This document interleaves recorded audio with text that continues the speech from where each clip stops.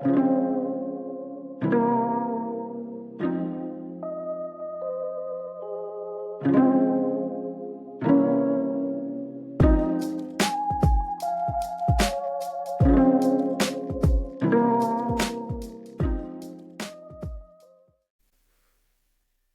welcome to the Brown Olive Podcast, another end of year special episode. This is your host, Felix, and I'm here today with our co-host, Andrew Grigis. Andrew, how are you?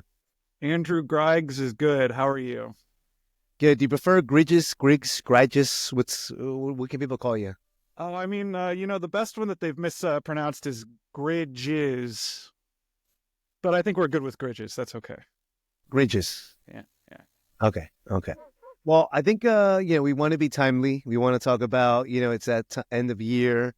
We're all a little bit in that stress mode, a little bit of the holiday blues. I just wanted to, recap a little bit about, what's it been like, kicking this podcast, off the ground. And, a lot of this, work would not have been done without your support as well, and helping build the content and expand our reach on the website with some movie reviews. But Andrew, I mean, what's your experience been like so far with as our official fellow for the Brown Olive Podcast? It's been really rewarding and challenging in good ways. And I think the best thing about it is, I think that we were close friends before, but I honestly think that, since we were in contact with each other from the beginning of the year, that maybe it's helped us get even closer. I think that's like the most promising thing about all of this, is that sort of how we've gotten the work chemistry together and how we've challenged each other in life. I think that that's the most important thing about this podcast, barring the podcast itself, which I think will be pretty good. No, I agree, and I said you said it wonderfully. I think we're really outside of this podcast, we're really good friends. Like, we talk almost daily, and we rant to each other about our day to day and our challenges, that at our jobs we face too, and life. So no, I think honestly, like, this podcast has been a delight. It's been also a creative outlet for us, right? Kind of like to blow off steam a bit, and also maybe to hopefully some folks that are listening can walk away with something a little meaningful, maybe learning something different, or maybe a different perspective, maybe bringing a little art and film into your life if it's not already there. But this episode is going to be featured on a little bit of, looking back at nostalgia, looking back at the end of the year, some highlights, some, I guess, what do we want to call them? Underrated, overrated, right? Yeah, that's good. That's good. And one man that's not short of any opinions is right across the screen from me. So this will be really, really good. Let me kick off with a quick question. What's been your favorite episode so far? Oh, geez. Putting him on the spot. He wasn't prepped for this, so. Well, I think the last one we did was pretty wild. But I don't think is that posted yet? No, I don't think that's up yet. The last one we did when Nick called midway through. That's posted. That's posted already. Yeah, I think that one, it's got a little bit of starburst there. I think that's a good one. Yeah. Can you give a little teaser without giving too much away? Because that episode is a special one. It's up on Patreon.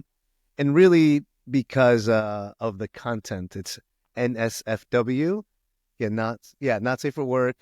Because we do push the boundaries a little bit. Still trying to edge Andrew closer into OnlyFans. But, we got to start somewhere. But just give us a little glimpse. Brings a whole new meaning to the word heads up. So it's a special episode, not just because it's NSFW, but it's the day that I received packages from Felix for Christmas. He wanted me to open them on screen. He tried to get me to indulge him by opening this in front of my parents. That would have been funny for the podcast.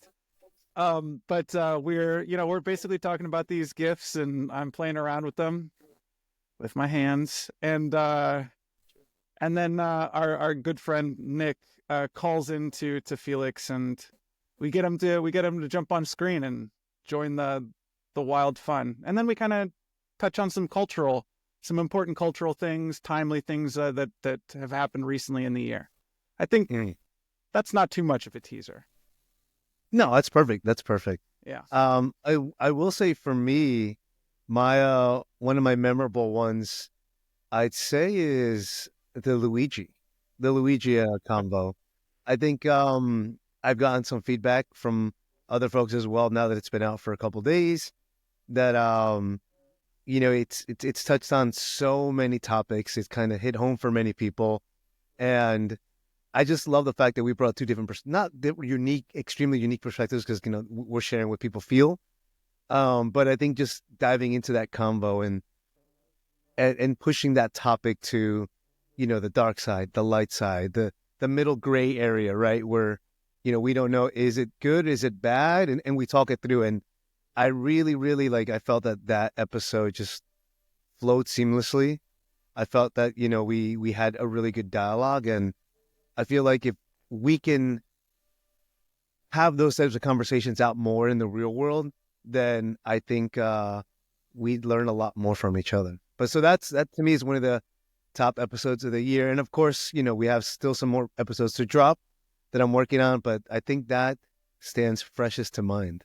And for all of those people who philosophically think that maybe the internet doesn't have too much of a difference from reality, I got to tell you, Felix has definitely been doing a great job as into synthesizing me into a real life infamous person.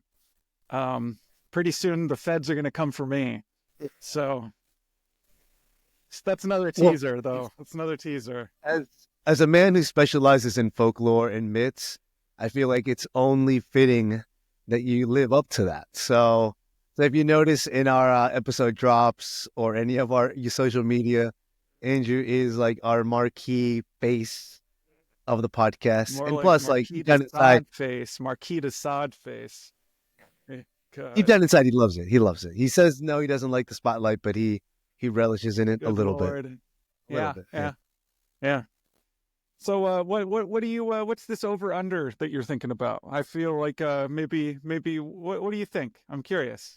So I've never done this. So this is either going to be a big hit or it's just going to be a big miss. But I'm okay with it. I think so the over under basically is just looking at things or events, headlines or things that happen, music, movies, whatever. And we either say underrated or overrated, right? Pretty self-standard. I guess I'll kick it off if you want, just to give an example, and then we can spitball back and forth. Okay. Kamala? Very overrated. You don't have to go into it. You don't have to. Okay. And then you could ask me one in return, a different one. Okay. Wolverine versus Deadpool. Overrated. Okay, good. Sabrina Carpenter. Under. I think that's a fair take. Yeah. Yeah, absolutely under. I'll say under. Tom Cruise. Good old Tommy boy. I'm gonna say underrated. I agree. I'm there with you. What do you got? Oh, this is a good one, man. I'm getting pushed to the corner. I'm gonna try to start swinging. I'm just windmilling at this point. Yeah. Oh, I've got one for you, and I know the answer that I would give. Go. RFK. Oh, this is a good one. I'm gonna say underrated. Yeah. I mean, I know, but yeah, right? I agree. He's totally underrated. I mean, just yeah. There you go. There it is. Yeah. Oh, here you go. Well, just to follow in suit, your boy Donnie. You know what? I'm gonna say, as much as I don't want to, I'm gonna say that he's been underrated this year by the public. I'll say, and I'll back it up. So 2016, Donnie was all in, right? Donnie was all in. This year, I think a lot of people were expecting, maybe like a little bit of like antics from Donnie. They were expecting like, just kind of like a sideshow deal. They weren't expecting it to like stick in. And all of the events that led up to today, I think basically have proven those people wrong. So I think those people are everyone. I mean, Republicans, Democrats, everyone was like, oh, Donnie's not coming back, but he's here. And you can go into this a little bit. Okay. If you want. I'm going to ask you. The United Nations. See, now you're doing this secretly because you want me to. I know what you want. The United Nations. Well, I'll say the United Nations is overrated, but their envoy, she's underrated. Very underrated.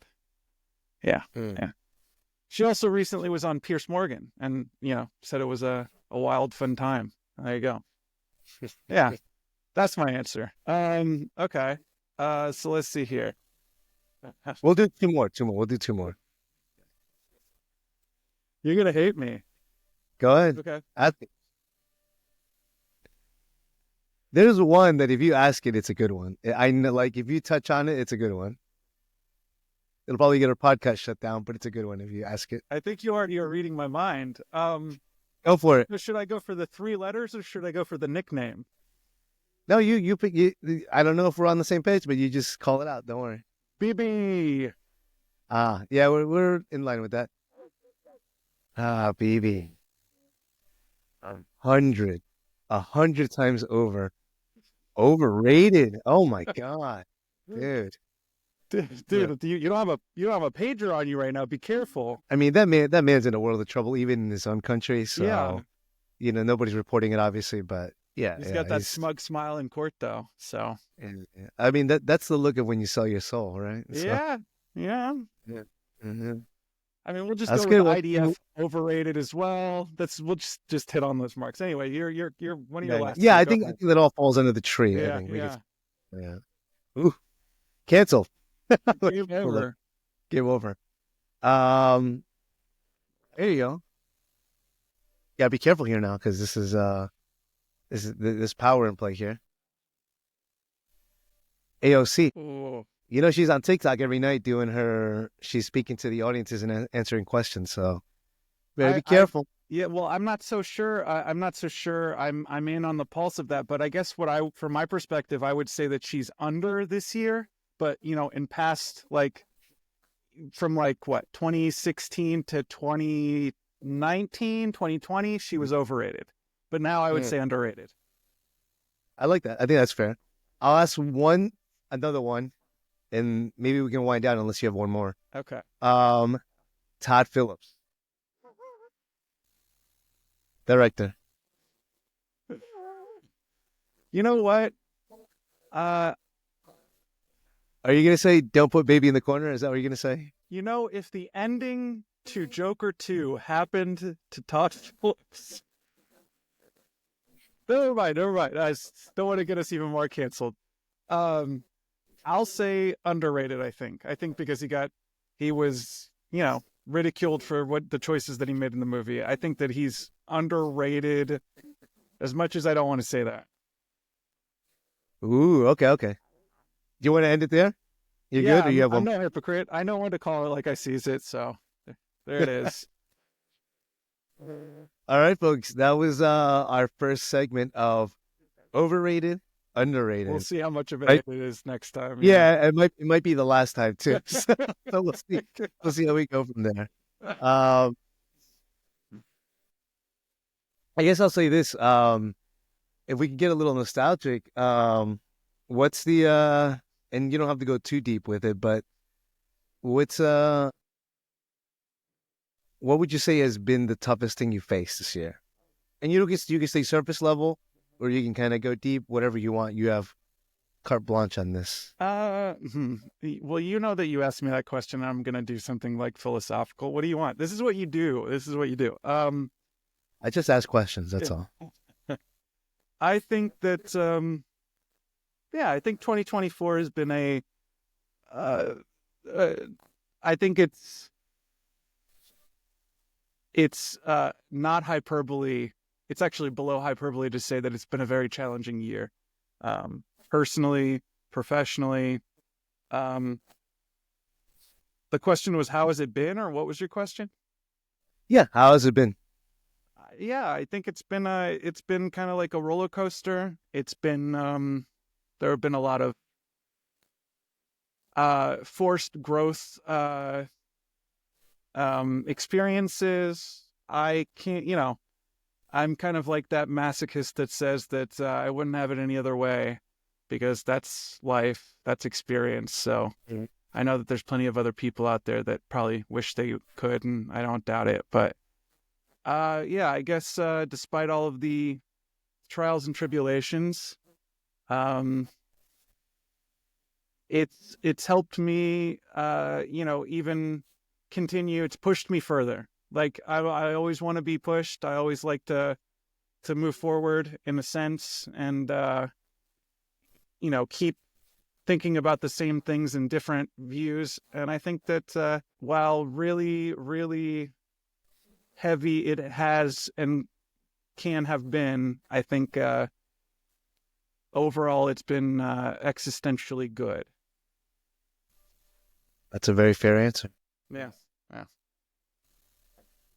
I was gonna ask you a follow up, Oh, what and this was is it? kind of related to 2025. Okay. Um, I hear, and it's still pending confirmation, that we are possibly setting up a live podcast episode, no holds bar, just with a couple guests, maybe, uh, in 2025. So, you being from the great state of Ohio, I guess, is that?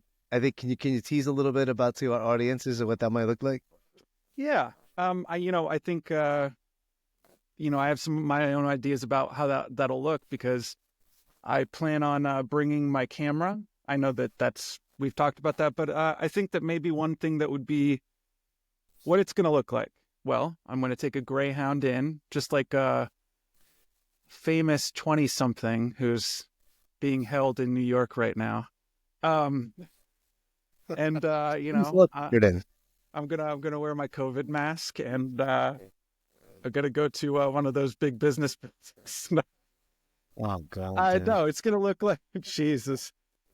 It's gonna look. It's gonna be. There's gonna be high energy. It's gonna be jovial. There's gonna be lots of laughs, a lot of low jokes. I think you're gonna see like a sense of camaraderie that maybe you haven't seen because of the distance of screens since my time living in New York. You know, 2014 to like basically end of 2017. So we're gonna be real lively, and I think with the camera, I'm maybe having like some sort of kind of like Ulysses kind of video cast, like sped up of just like going across the city in a day. You know, that'd be kind of Mhm. cool to see. Just sort of like the speed up cam, and just have that as a little cut in there. That'd be good. You mean a CapCut TikTok video? Is that what you're saying? Yeah, sure, exactly. Whatever they say, whatever they Whatever say. the kids are doing nowadays? Okay, Yeah, yeah, okay. yeah. Yeah. Yeah, yeah, and I also think that you know, uh, well, talk to your buddies, see if anyone wants to join in with us. Yeah. So, I think just for the audience out there, we're aiming to do that live show. It might be a complete shit show or it'll be just incredible. I think it's either extreme. But we're excited and, that we've got some guests coming up. We're trying to line them up. We're still seeking or we're securing a venue, to do it. And yeah, it'll be just madness and chaos in person. There might be some wrestling. Something might break out. I don't know. Andrew may have to kiss something. Depends on if you I know, wear it in my pants. and also, not to get too personal about Andrew's, personal life, but you know, uh, he he'll be coming to the city in January. and it's around the same time as his birthday as well. So Yeah, you'll that's be true. celebrating your birthday. Yeah, You're not there at the big 4-0 yet, you're no, just hovering, yeah. you know. But yeah. Well, since this will air before then, I'm throwing it out there on his behalf, and it's gonna embarrass him. But because he's a humble guy, and uh, ladies, he's single. He's single, ladies. Not only that, but nonprofits. I'm looking for full-time jobs. Oh yeah, let me actually do something practical. Also, he has a pretty good resume. He's really passionate about his work.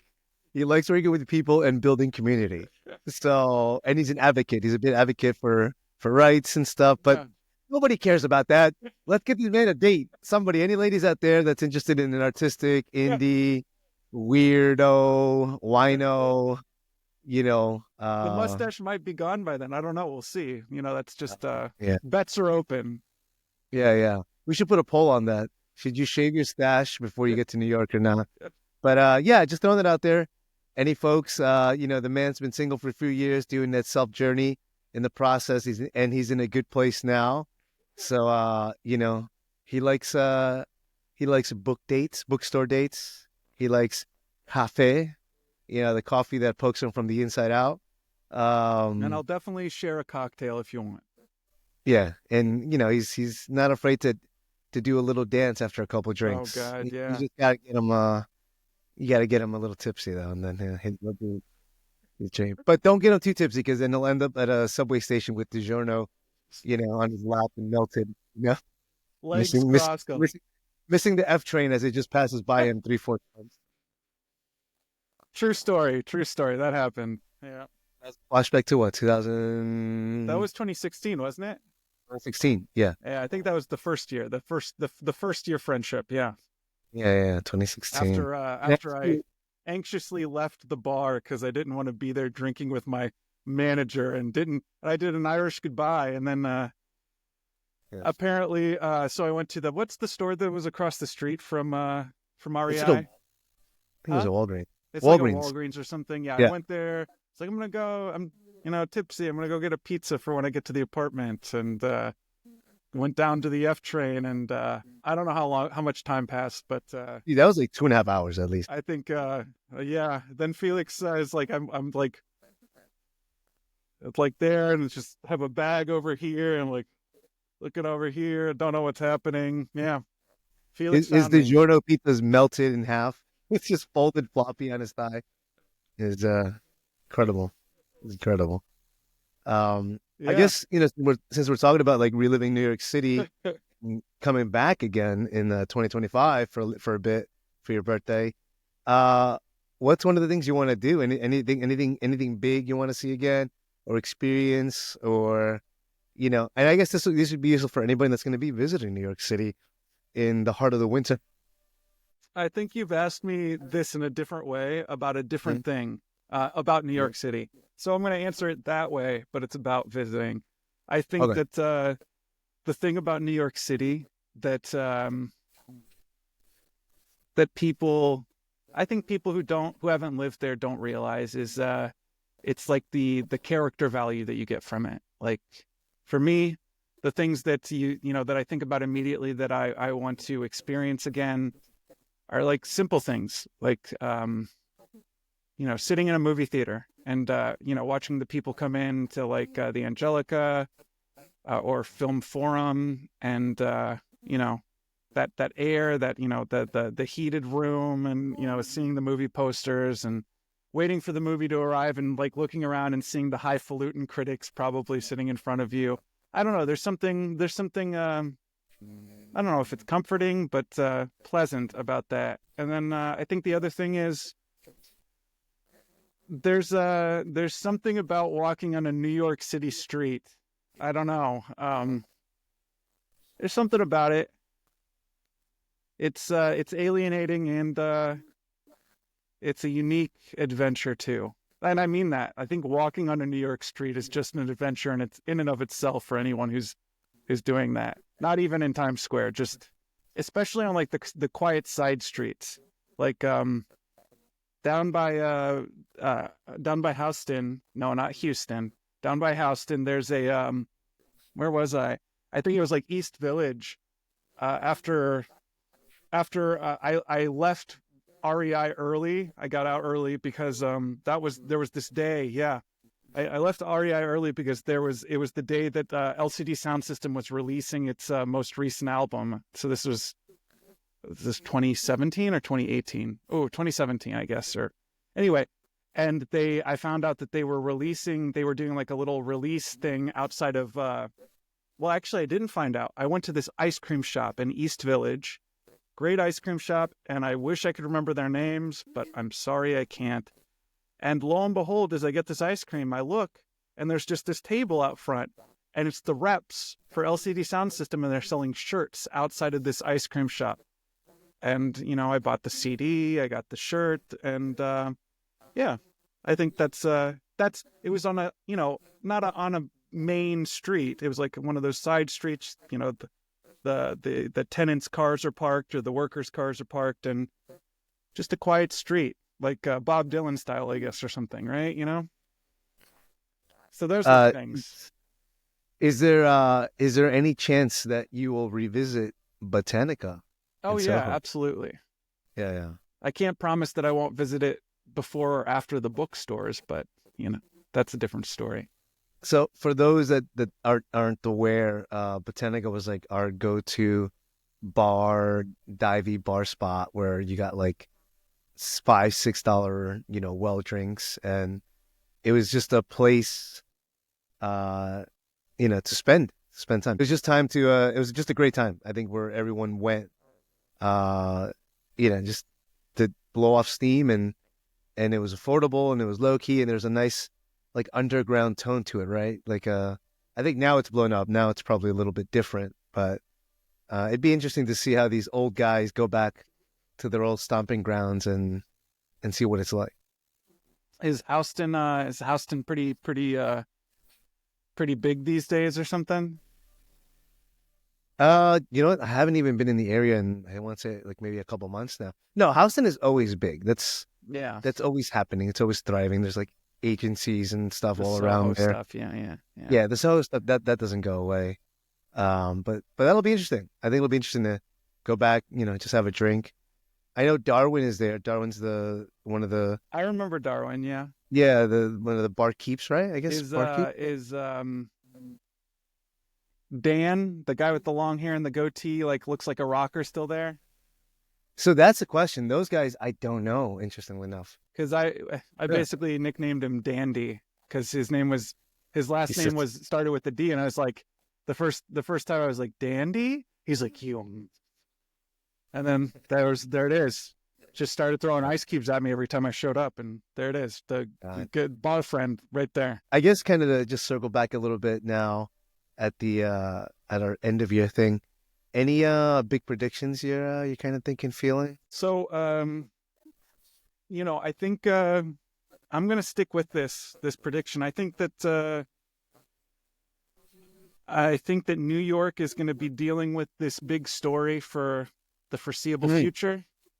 I don't think that we've seen the last of Luigi. There's the catchphrase or something, right? But I don't. I think that based on what I saw the other day with his court appearance and his lawyer, I think that this is going to be a trial that's kind of like, I'll say it. We're going to get canceled again. It's kind of like the OJ thing, right? I think it's like, it's going to be more about the court of public opinion than about like the court itself. And it's going to be about the people watching and wondering and rallying, I think. And I think that's going to go for a while because we predicted maybe court case is going to be like spring at soonest. Could you add some updates or context about the recent thing with the lawyer? Yeah, so it's been on social media, circled for the past couple days, but the lawyer, she, I guess, made a big stand, is what we can call it. In the first appearance, she implored the judge to create a fair trial environment, essentially. And she stated that there's been prejudice against her client, she says it's imperative that we make it a fair trial, and since he's been prejudiced by government officials, that makes it very difficult, and we need to address that. I don't know what the judge said because they haven't shown that on, or at least I haven't heard it, but she's basically asking for accountability for people who are voicing their opinions, who are public servants. Right. And I think just to add to that, you know, they are like making this now fully political.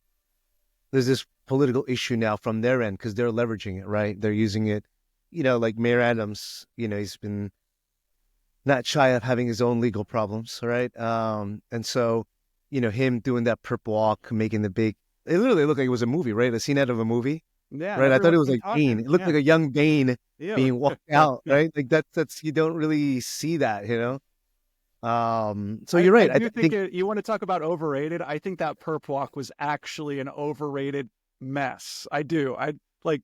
We talked about the cops wanting to get this done quickly. They did not make a good case for themselves that day. Yeah. So I mean, these coming months will be interesting for sure.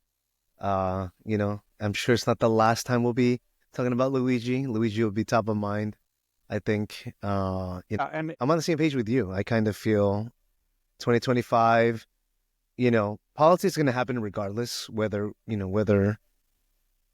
however we feel about it, it's still going to be happening, right?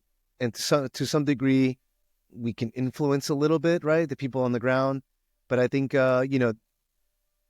we're talking about it, and that's one way to educate people and have these conversations and dialogue. But again, that's not going to be like my main prerogative or my main barometer of, like, is my whole year dependent on this? No, that'll be a big thing, right? The politics in the background. But I think for me, what I'm looking for in 2025 is us just having these conversations more, getting more episodes out, getting more guests in, and out in the world. I would say I really do hope that we can really start reining in on the United States' impact in the world, or us just standing by and not doing anything. I think there's been bloodshed, so much chaos, bloodshed in 2024 that I hope something could be done about it now. We're almost a year and change in, and we need more action. We got to do something. I think we've all become a little bit desensitized, which is unfortunate, but I think, this is also a reminder that just because you're not thinking about it, it's still happening. It's still happening. Whether it's the starvation in Sudan or you're talking about the Palestinians, I think we can't be consistently thinking about it because we're humans and we'll crash if we do.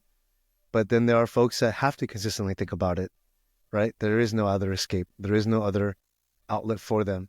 So I think just, in 2025, I hope it can be easier to talk about this. It could be more on the forefront. And therefore, I hope that action can come from that. But other than that, I feel like I'm optimistic, despite Donnie being there and doing his madness with his cronies and everybody else.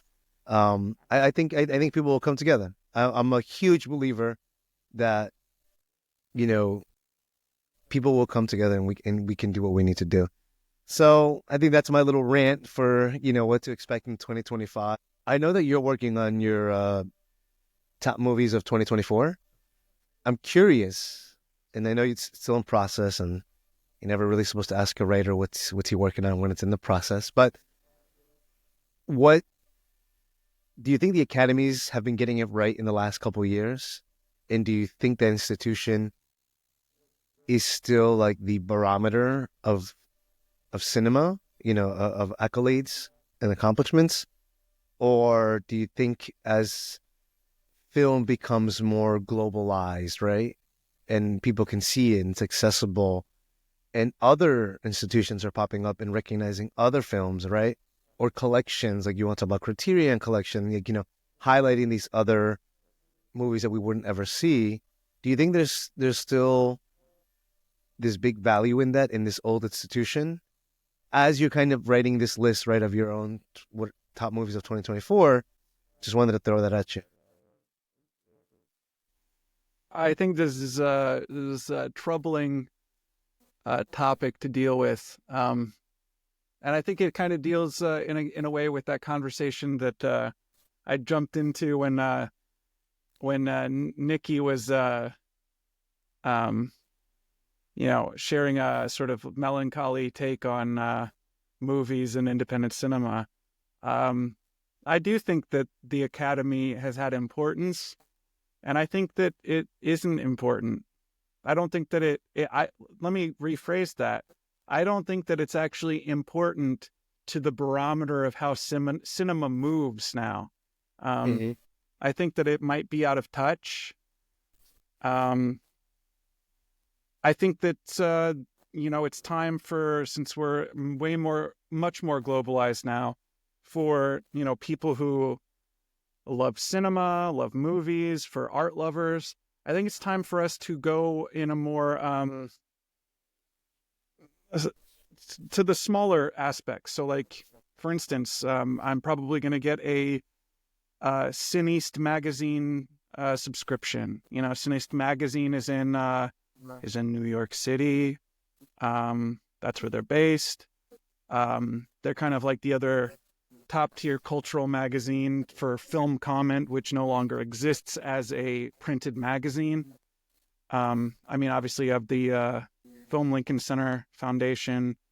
Hmm. So, they've always been a mainstay.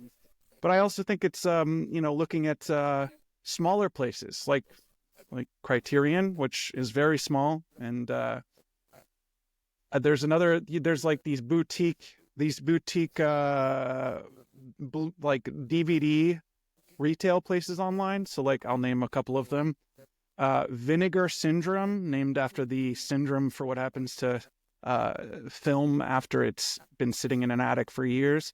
Vinegar Syndrome is a place that's been restoring older movies, like generally like 70s to today movies, but it's been doing a good job. It's got like a couple films from Claire Denis on there, got some genuinely independent American cinema that I haven't heard of except for seeing on their website.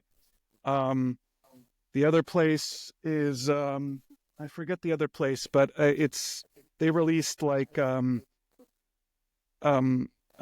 film, the cult favorite Santa Sangre. A nice restoration of that. They did a good restoration of Dennis Hopper's Out of the Blue. I wish I could remember them, but I think it's time to go to smaller places, boutiques, collectives, magazines, online magazines I think that's where cinema is going to thrive. I think cinema is going to thrive sort of like as this chain of groups as opposed to, the Academy.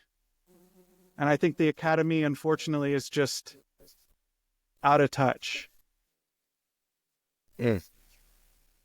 And I think a lot of things that you're saying I think a lot of people agree with what you're saying. I think, yeah, I think it's on point. Yeah. But go ahead, ask away. I know you had one Yeah. question. The question I had, I think, is maybe a little more hopeful question, but this is the question that I was forecasting to you before we started. This we're filming this on 24 December 2024. And I think that since given it's the holiday season, like maybe the question to ask ourselves is what I will ask. But, we in a time where we've been talking about so much that's been happening in history, like, live history, us now, and the world and America and our own personal lives, people out there. I think, the holiday season can make people, yeah, certain percentages go up during the holiday season. I think we lose people during the holiday season. I think, Mhm. People get way more lonely. I think people are looking for that connection because you're forced to be inside as opposed to being in a park or something. So I guess the question is, what do you think what do you think holiday seasons really are about? Like, what should we focus on? What, for you, maybe it's a two-part question. Maybe what do you think that bigger question is? And then for you, like, what is that for you? How does that Mm, look? yeah. Well, I mean, I could definitely answer a lot easily the what does it look like for me? Yeah.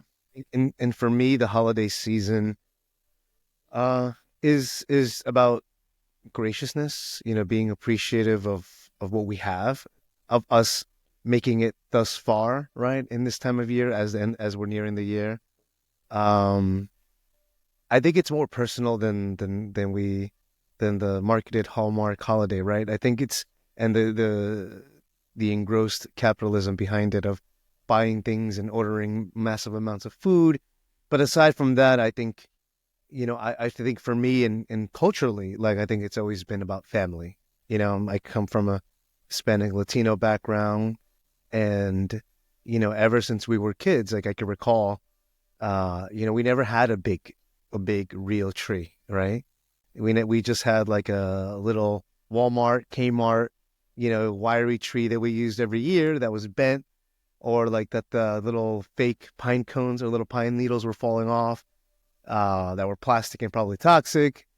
Um, and at the bottom of our tree, like, we just have it would be just scarcely scattered gifts, right? It wasn't all about that. It was really more about just, mom cooking the hot chocolate, uh, you know, prepping the dinner for that night, family getting together.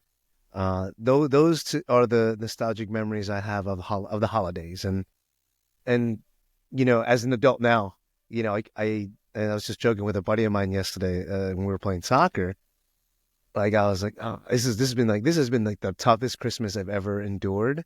I'd say, just because they've been a busy time of year with work, family, health a little bit. Just it's just that year people get sick and whatever, and it's been tough. And then I look at my daughter and I'm just like, I can't project that kind of negativity too much, even though it's real and I have to center with it.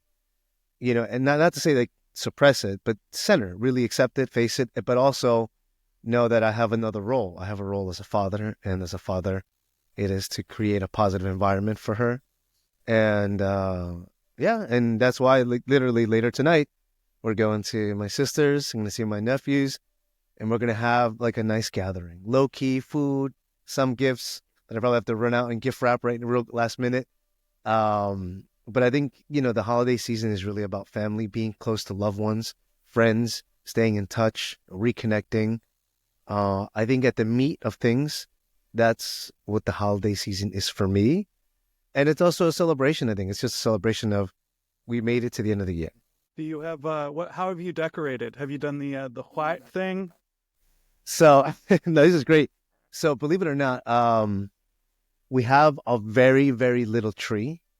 It's literally those desk-sized trees, the trees that you No, put on that's your desk. great. Yeah, yeah. I got So I you. have that, and it's out of reach of my daughter. Not that my daughter would like grab and pull it, but we're tight on space because we'd rather have her stuff out than have like a big tree and Yeah. then it's there for decoration. Uh, I think for me, the holidays are a time that people take for granted the real things that you touched on in a big way. I think it's about connection, right? I mm, think uh, you know, I think during these times, I think we need people. I think we're naturally hungry people for connection, for friendship, whatever. And I think that that's personally the important thing when it comes to the season. I mm, mean, for me personally, I enjoy helping my friends out or getting gifts. Like I've gotten gifts for you, and I've gotten gifts for your daughter, and I sent a gift to my friend Paul, and I'm getting sending a gift to his daughters. These things, I think that these are the important things.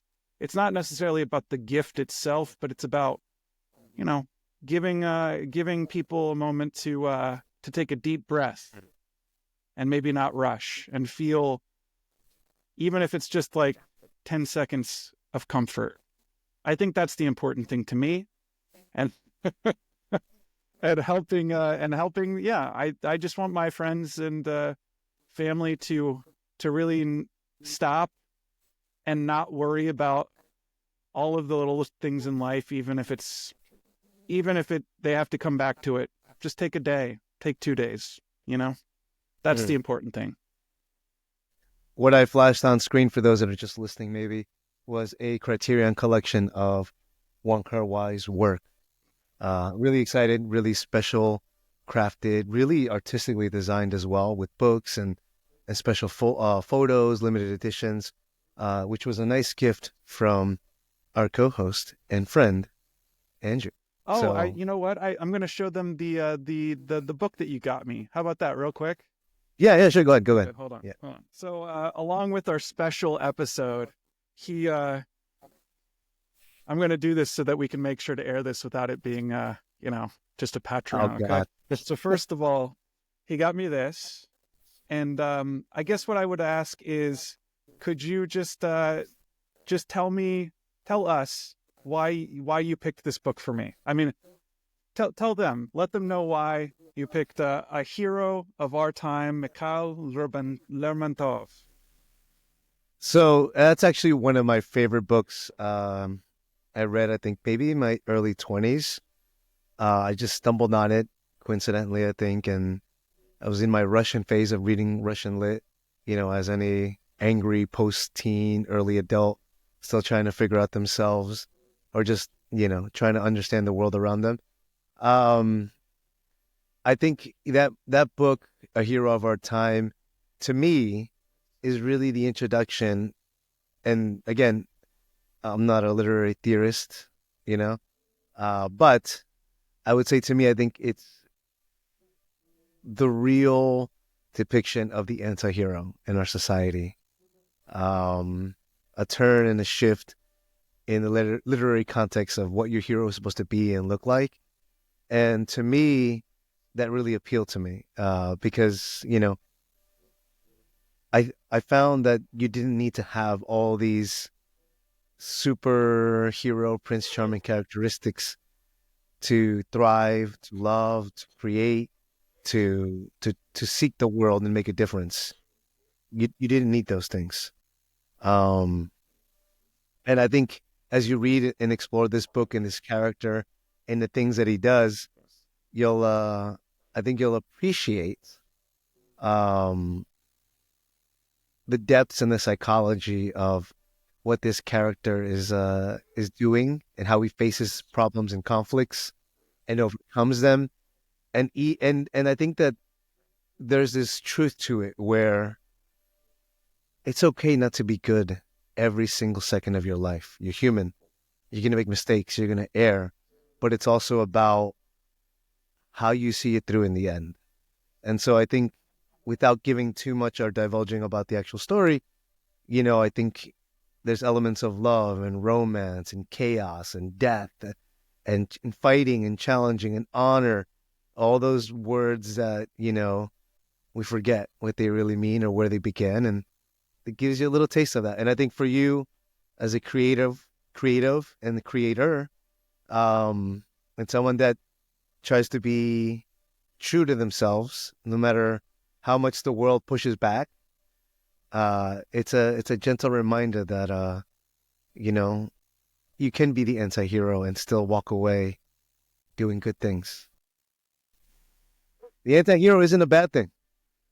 I was the anti-hero as you were describing that. The dog was upstairs, was yelling at the. I don't know if it's Amazon or not, but they were. But I think that's really interesting. You're essentially saying that I'm this. I mean, aside from the hairline, you're Yeah, saying that I'm this person, that's right? you like 15 years down the Yeah. road, man. Yeah, And yeah. and then the next gift that he got, I have to be careful, but it's and watch how I'm holding it. By the way, Good. do you see how I'm Good. holding it? Yeah, we're gonna get. There you go. It's a little holder for his like treats, his candy treat, or his little mint. or if he wants to grow a little flower and plant the seeds, and he can have it on his desk. You know, Oh God. what Yeah. was the note that wrote on it? What was the note? Oh Do God. you remember what it said? It's somewhere over there. I don't remember. Oh God. I think it was like something, and I'm just recalling briefly, but it's like in moments of doubt, Oh you yeah, yeah, know, yeah. Actually, and no, I don't have yeah, that book with me right now. Yeah, yeah, in moments of doubt, let these be comforting gifts for you, friend, or something like that. yeah, You yeah, let these be a reminder that you have people here, so, something like that. I don't know. yeah, yeah, yeah. Thank you. I appreciate you. Yeah. Likewise, man. Likewise. Yeah. Well, listen, let's let's do a big thank you. I'll kick it off with one, a big thank you to you as well as the co-host and friend.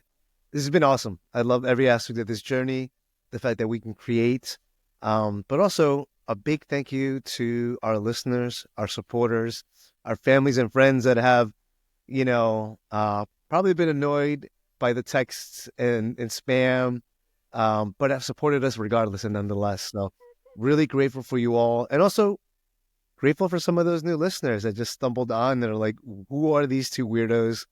What are they doing? Um, just thankful for your support throughout the year. Um, and I encourage you to, leave a comment, leave a feedback, give us some feedback. And we really want to build a community around this so we can have a space where we can share ideas, talk things through, and engage with you. So, you could follow us on YouTube, leave a message on Instagram. Some of our episodes will be on Patreon. But yeah, we're just looking to build a community and really get your feedback and thoughts and just make this even bigger and better every year. I'll turn it to you, Andrew. Just I want to thank I do want to thank my family. I appreciate you know their efforts in a lot of things, and I definitely want to thank my friends. Felix, you definitely have pushed, and I appreciate it. I genuinely do.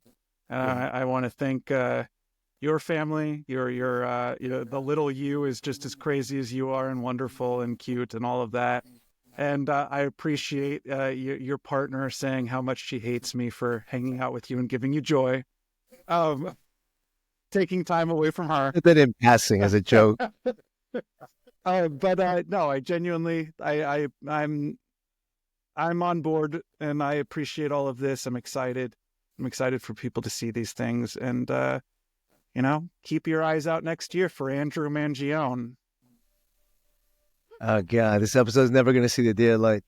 Everyone, thank you so much for listening. We appreciate your support. Follow us, subscribe for more crazy content and more Andrew. Everyone, Gridges, Andrew Gridges. Andrew Bridges. Have a great happy holiday. Adios.